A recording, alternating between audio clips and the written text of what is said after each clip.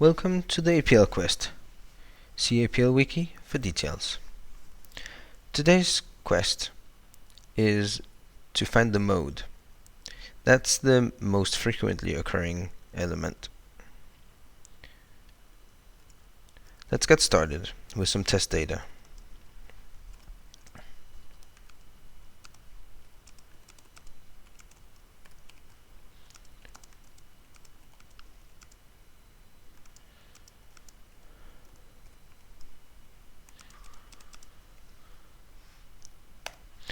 Okay. There are many different approaches we could take to finding the most common element. However, we're just going to try a couple this time. So one way to find the most common element would be to remove one of each of the unique types of elements that are there until there's only one of each left. That would then be the most common element, because any elements that occur less frequently will have been removed in the process. Let's try this. The way we're going to do it is we're going to start by writing a lambda, or a defin, a little function, and we're going to apply that to each of the elements of D. So these two dots here, that is like a mapping operation. We have inside a convention that says that omega, because the argument is on the right, omega being the rightmost letter of the Greek alphabet, omega is a placeholder for the argument that we're being fed, or just the name of the argument being fed. Now we have a very convenient function called unique mask, or we could also call it indicate first. It's denoted by the monetic unequal sign. Let's try running it. So for each element we get a mask, and these are Boolean masks, Booleans in APL being represented with 1 and 0 for true and false. And it indicates for each element whether or not that element is the first of its kind. So for the first of our three cases here, we begin with 1618, and we can see we have 1101, indicating that the first one is the first of its kind. It's the first one. And then the 6 is the first of its kind. Then the second one is not the first of its kind, so we get a 0. And the 8 is the first of its kind. And we can see there's the last element here is an 8, and that gets a 0 because it's a subsequent 8.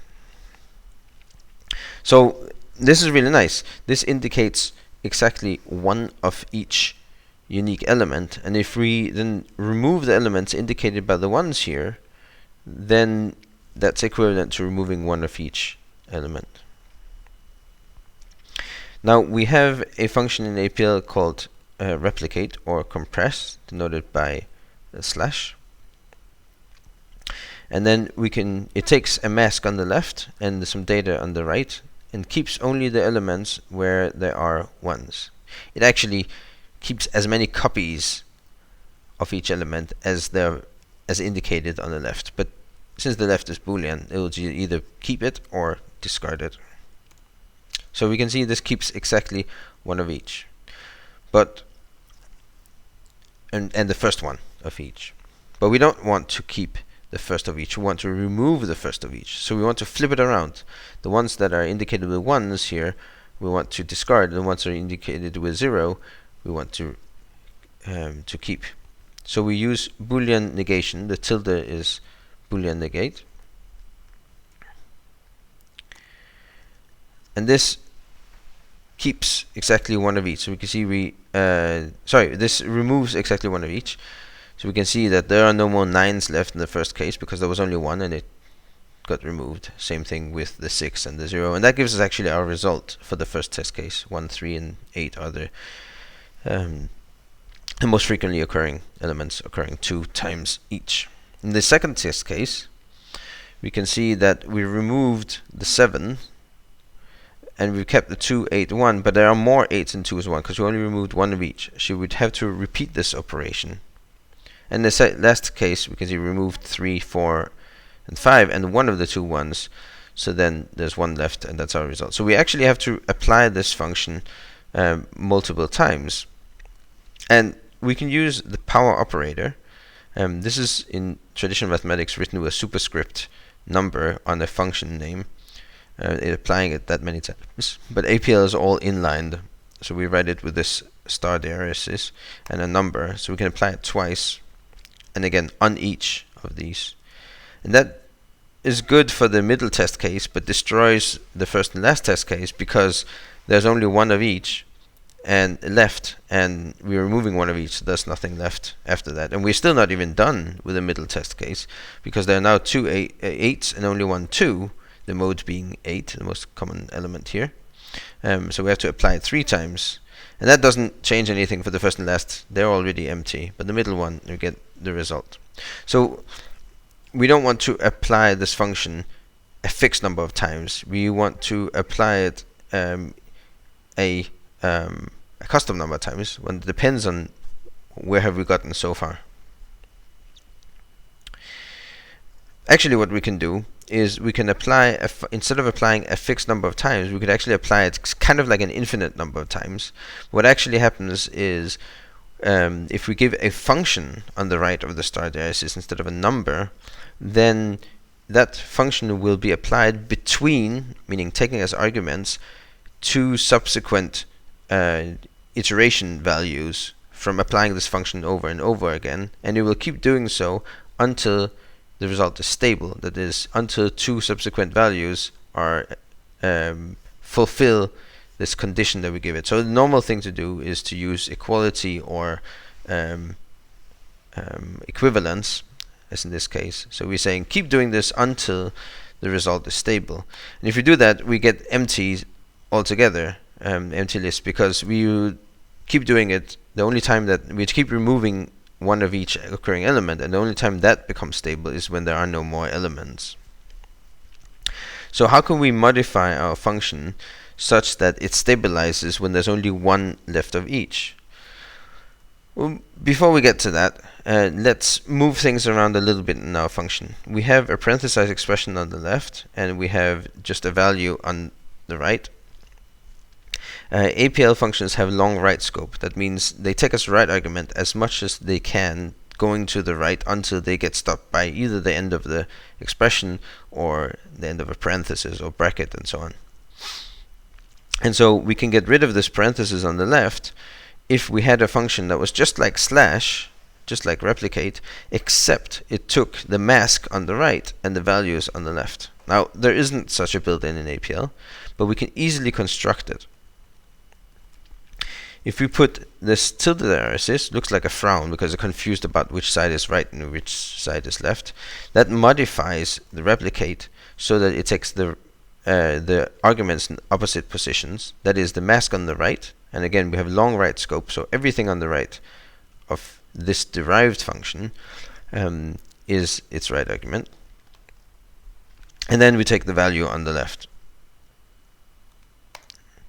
And of course this gives us the same result, but it makes it easier to manipulate this mask.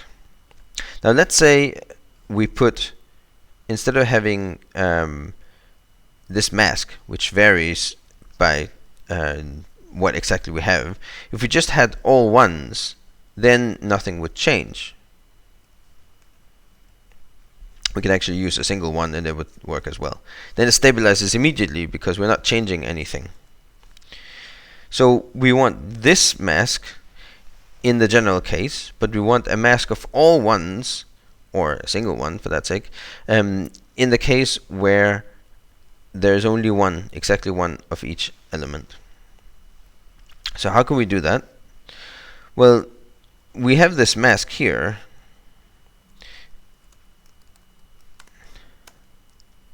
Oops.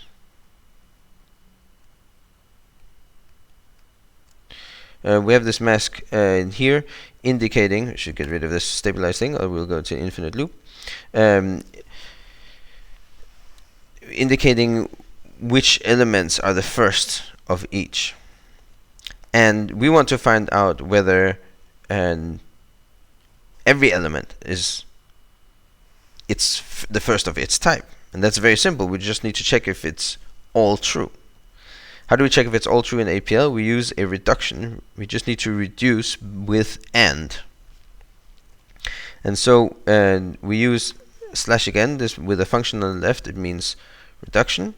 And this is logical AND. So we just say this one and this one and this one and this one. If there are any zeros, we get a 0. But if all of them are 1, then we get 1. So we want to combine this mask with our previous mask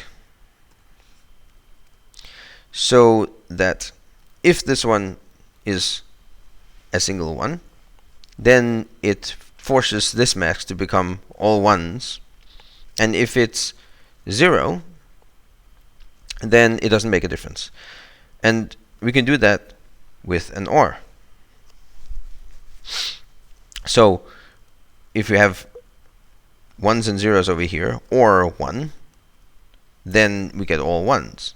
And if we have some 1s and 0s over here, and we have 0 here, then it doesn't make a difference, because false and something gives that something. And so this is the mask that we want. We can try running it, and then we can try to use it to compress the argument. And now, if we apply this 2 times, we can see that this did not empty out the first and last element. So we can run it as many times as we want, and now it stabilizes. So we can also say, let's run this until it's stable. And this actually solves the problem, or at least almost solves the problem. Because there's one issue here. If we look at the original test cases, here we have first 1, and then the 6 goes away, another 1 here, then 8, and then 3. Problem was that our result has 3, then 8. Why is that? That's because we removed the first occurrence of each element. So the first 1 goes away, we keep this one, that's fine. The first 8 goes away, the second 8, it remains at the very end.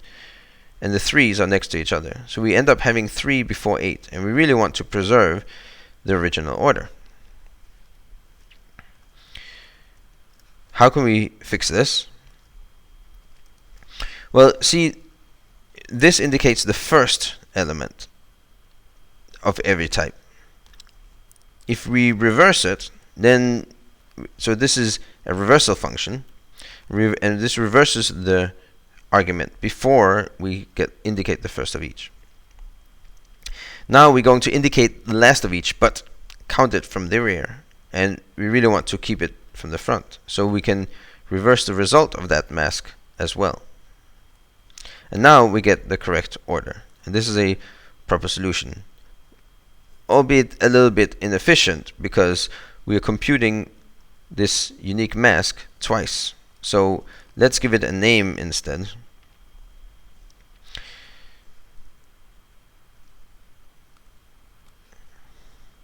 Like this, and now we can use this over here. And the flow again is from the right. So we compute everything from the right, reverse, the unique mask, reverse again, stick that into M, negate it, do an OR with, and then we compute this because it has parentheses around it. We can beautify this a little bit by applying some laws of logic.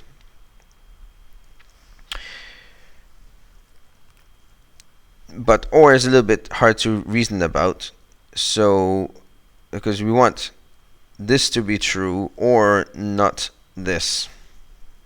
Let's change the OR into an AND using De Morgan's laws. So we can express AND and OR in terms of each other by negating the arguments and negating the result. So we change it into an AND here, negate the right argument, negate the left argument, and negate the result as well.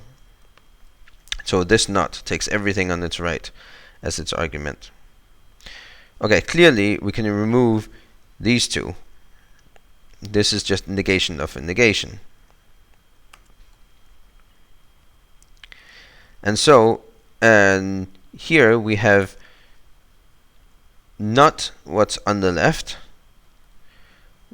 with yes, and yes what's on the right. Now, booleans, remember, in APL are just zeros and ones, which means we can treat them either as numbers or as booleans whenever we want. They are one and the same.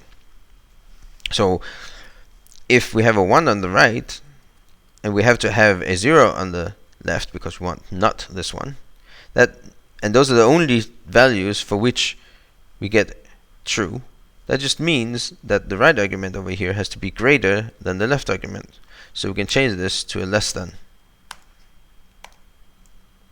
And now we have a negation of the result of a less than. Well, what's the opposite of less than? If it's not less than, then it's got to be greater than or equal to. So we can put everything together in a very nice solution to the problem. It's iterative, but it's pretty elegant. It's not the most efficient way to do it, and we are reversing every time. We could start off by reversing and then at the very end finish up by reversing again, instead of reversing every time around the loop. But this is more elegant.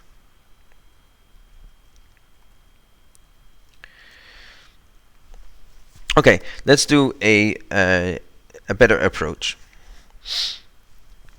Again, we'll start with mapping this lambda over the test cases. And here, we are going to use a special higher order function called key, which is extremely useful for our purpose. It takes a function on the left, so we can give it a little lambda on the left, and then it derives together a new function that's then applied to our argument on the right. Let's look at what it does. How can we look at what it does? We just give it a kind of a dummy lambda that just returns a 2-element list of left and right arguments to see what are the arguments that we're given. And key returns us as left argument it returns here a matrix, and each row of the matrix corresponds to one unique element of the right argument. By the way, the unique elements we can compute like this.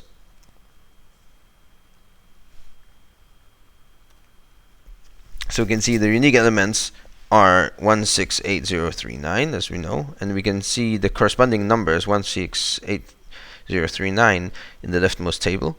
And then on the right, it tells us the indices where these values occur.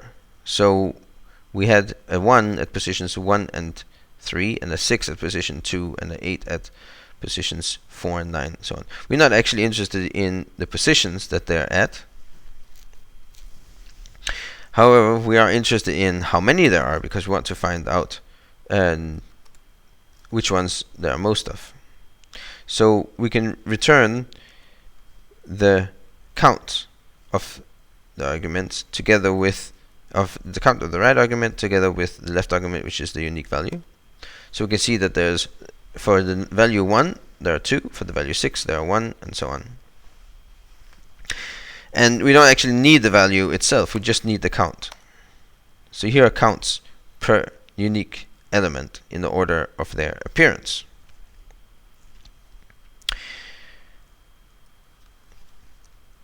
We want to find out which unique elements occur the most often. So we can find out what this number is. So we can see that the highest number of occurrences of a single element in the first test case is 2, and then 4, and then 2. We want to find out which elements appear that often. So over here we got the counts. Let's call that C. And we just need to know which counts are equal to the maximum. Now what's going on with the maximum here is again a reduction, like we did the AND reduction before, but this time we're reducing with the max function, which is a function that, given 2 arguments, 1 on each side, just returns the larger of them. You can kind of see the symbol showing a vertical bar and then a horizontal bar at the top, indicating we're wanting the top of the 2 values. So now we have a Boolean mask indicating elements, unique elements, that appear the most often.